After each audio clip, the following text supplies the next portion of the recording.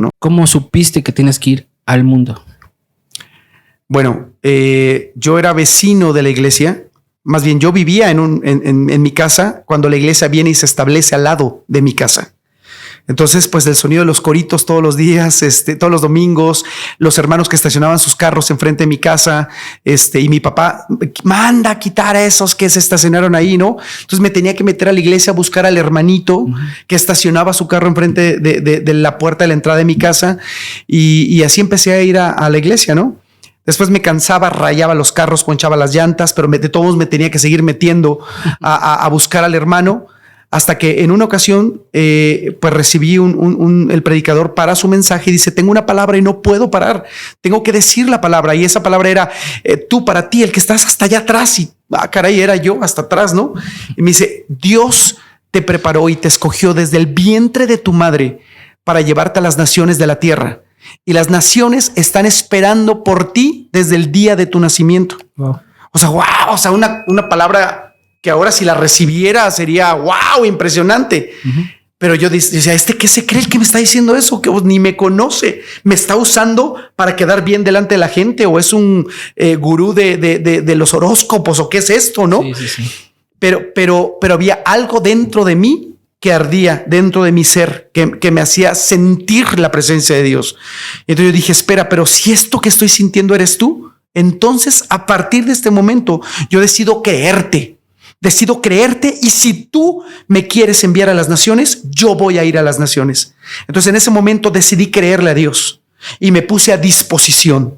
Como Jesús, cuando llamó a sus discípulos, no llamó gente perfecta ni gente preparada. Llamó gente que estuviera dispuesta a responder. Entonces yo solamente tuve la disposición, me puse a la disposición para la iglesia y empecé a servir a través del teatro, empecé a servir a través del evangelismo, a través de las artes como el teatro, y así fue como empezamos a compartir la palabra de Dios. Obras de teatro, se abrieron oportunidades, fuimos a muchos lugares a predicar la palabra de Dios, en muchos lugares indígenas en México. Ese fue realmente mi inicio, ¿no? Después ya por ahí salí en películas con Paco del Toro y muchas otras cosas, ¿no? Pero la actuación fue lo que Dios permitió que usara para poder llevar su palabra a todos los lugares, ¿no? Órale, qué padre. ¿Cuánto tiempo tuviste que esperar de esa palabra a tu primer viaje?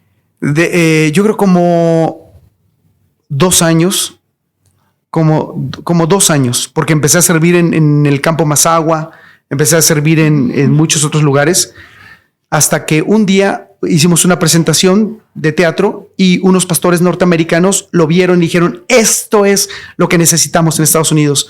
Entonces nos llevan para Estados Unidos. Se hace una gira por algunos lugares de Estados Unidos. Y yo recuerdo cuando pasábamos el puente, ¿no? Siempre recuerdo cuando pasaba el puente de la frontera entre México y Estados Unidos. Y vi la placa, y entonces en ese momento lloré porque recordé las palabras que Dios me había dado, que Él me llevaría a las naciones. Entonces, sin un peso en la bolsa, yo estaba ya saliendo del país por primera vez. Y esta vez no tuve que pasar nadando por abajo o entre los grupos de inmigrantes, sino que Dios me llevaba por la puerta grande para poder compartir de su palabra en Estados Unidos. Y a partir de ahí, el siguiente país fue Canadá. Estuve trabajando como voluntario en un orfanatorio que recibía a los niños huérfanos que venían de la guerra de Yugoslavia. Órale. Y después Centroamérica con un grupo de teatro precisamente para evangelismo.